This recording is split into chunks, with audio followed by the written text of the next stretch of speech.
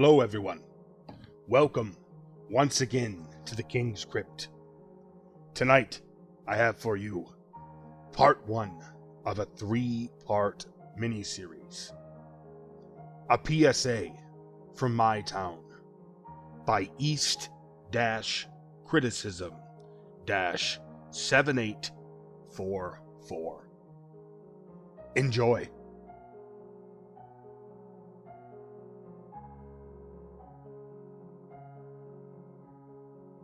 So I've lived in the same town all my life. I've never really been one of those people that wants to go out and see the world.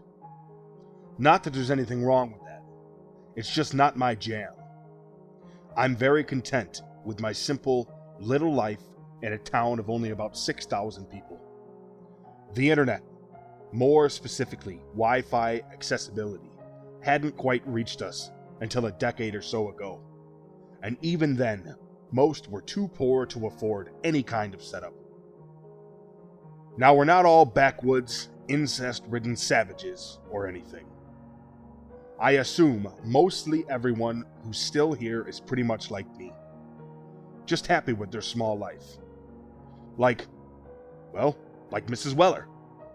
She's a widow, just down the road from where I live. And she's well known for taking in animals that need a second chance. She's got the acreage and the know-how, as she's the only one around here that we could call a vet. Actually, she's the reason I'm writing this today. I've recently realized that some of the things that go on around here aren't exactly normal.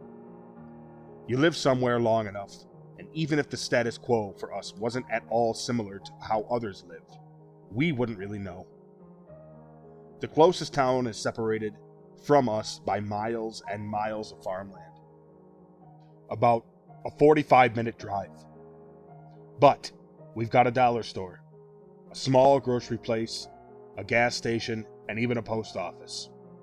So why would you ever want to go around poking your nose somewhere else?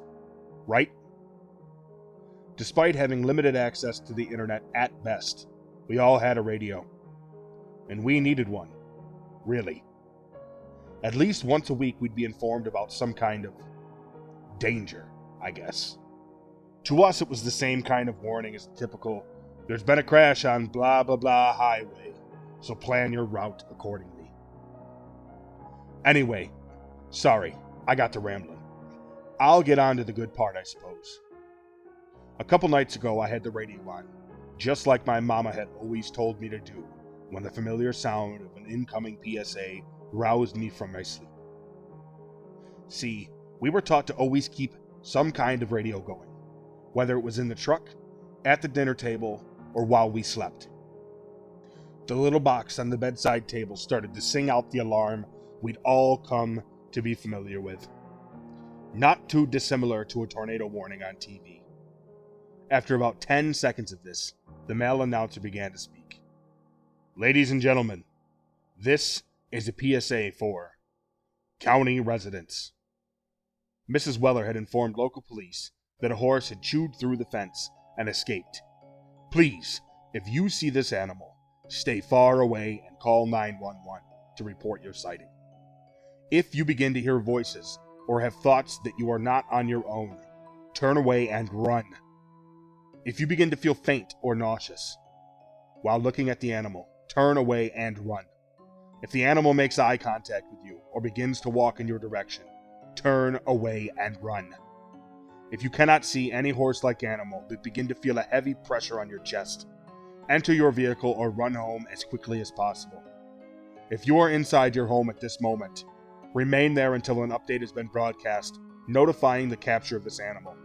Lastly, remember, horses do not speak." Now, I hadn't been too worried about the announcement at the time, since I had already been in bed. Even though it's a small town, most of us usually lock our doors at night anyway. I regarded it the same way I do just about every time a PSA tone comes across my radio. I made a mental note to keep an ear out for all the OK broadcasts, and drifted back to sleep. Only a little bit concerned with the dull pain growing in my chest. I awoke just fine in the morning. When I sat at the kitchen table, a thought started to creep up on me. I'd been so tired when the PSA called out last night, but as the grumble of the coffee maker softly filled the silence, I really took a moment to analyze the words. Well, of course horses don't speak. Everybody knows that, I thought. Even though our town, probably even our county, was indefinitely weird, I'd be confident in saying that all the residents are firmly rooted to reality. We know the announcements are strange, but after generations of tribal knowledge, they kind of just fell into the background of everyday life. Come to think of it, I really couldn't remember hearing about anyone around here leaving for a different life.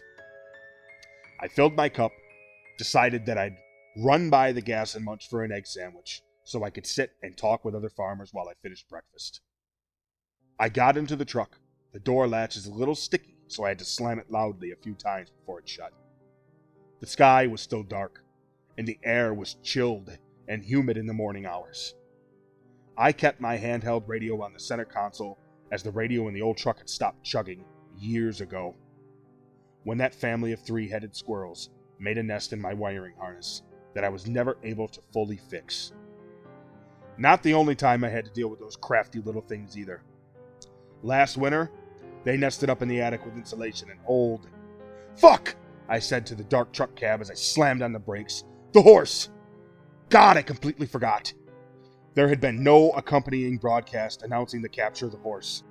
A small pang of fear settled in my chest, not quite blooming into full-on panic yet, as I started the 5-point turn it would take to turn around on the 2-lane road I'd been on.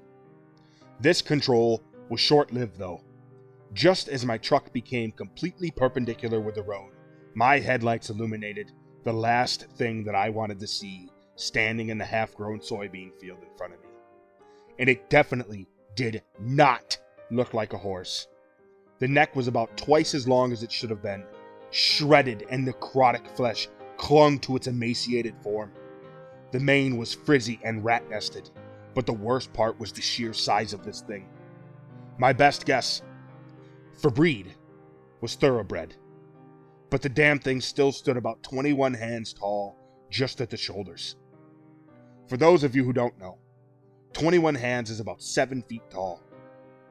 I'd like to say I kept my cool, that years of living in what's most likely the weirdest place ever has hardened me into a farm boy tough enough to scoff at unnatural horrors like this one. But I totally didn't. No. I slammed the gas and spun the tires fast enough to complete the U-turn and only skip into the ditch for about a foot or two. For only a moment I had hoped that the horse would just keep being creepy in its creepy little spot on the side of this creepy little road. But of course, it didn't. As soon as the truck started moving again, the horse began to run towards me. I felt the truck shake as it leapt into the bed and started pounding its rotting hooves on the top of the cab. My frantic mind only had one idea as I backtracked down the road. After all, Mrs. Weller was only about 5 miles down the road from me. I turned on the unpaved road, wheels spinning and sliding on loose gravel as I continued pushing the pedal so hard I was worried it'd break. I could hear crunching glass as the horse nipped on the back windows, voices screaming in my head all the while. You should drive into the ditch. Look, there's a telephone pole. Take your chances. I did my best to turn it all out, but the exaggerating thudding in my chest was accentuated by the immense pressure. It felt like someone was stacking bricks on my chest. I turned down the next road, and now it was a straight shot to Mrs. Weller's farm. Suddenly, the ear-splitting sound of tearing metal and shattering glass faded away.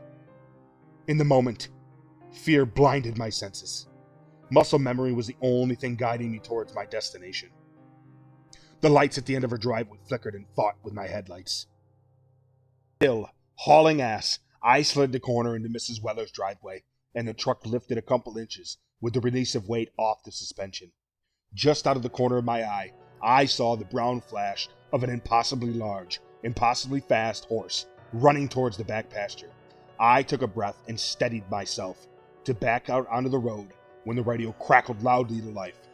Ladies and gentlemen, this is a PSA for county residents.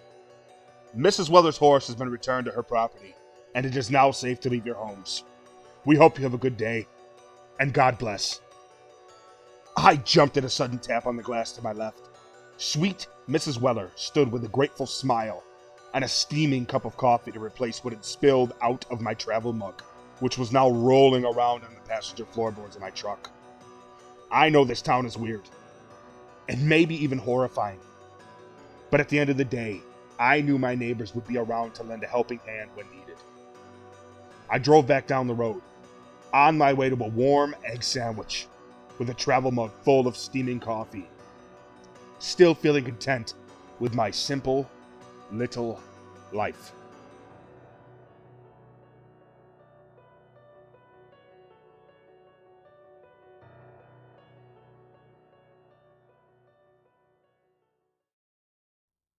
Hello, everybody. Thank you for visiting the King's Crypt. This was part 1 of a 3-part miniseries by East-Criticism-7844. The story name, A PSA from My Town. Please be sure to check out the next 2 parts in this installation. They will be released around the exact same time as part 1. And do remember to check out this artist at r/nosleep. And as always, have a killer day.